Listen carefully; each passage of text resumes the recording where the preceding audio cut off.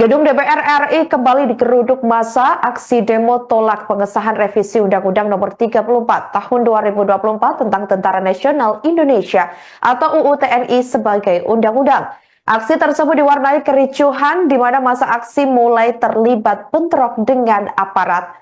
Berdasarkan pantauan dari Tribun News pada Kamis 27 Maret 2025 sore, sejumlah peserta aksi terlebih dahulu merusak pagar halaman gedung DPR RI Senayan, Jakarta. Tak hanya itu, mereka juga berusaha merusak CCTV dengan memakai bambu. Aksi itu juga membuat aparat memberikan peringatan kepada peserta aksi. Pihak kepolisian pun meminta peserta aksi yang memanjat pagar untuk berhenti merusak CCTV. Namun imbauan itu tak dihiraukan peserta aksi dan tetap merusak CCTV yang dianggap merekam ke arah massa.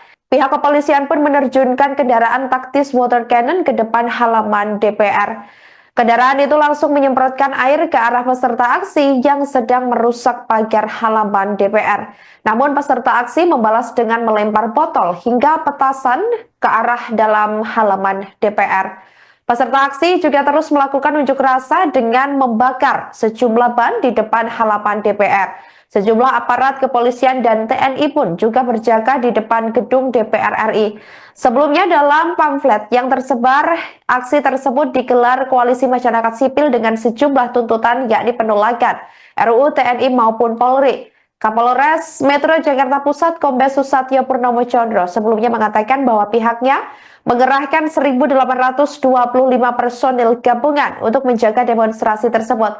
Adapun ribuan personil yang dikerahkan ini tergabung dalam unsur TNI, Polri hingga pemerintah daerah atau Pemda DKI Jakarta yang disebar ke sejumlah titik. Download Tribun X sekarang, menghadirkan lokal menjadi Indonesia.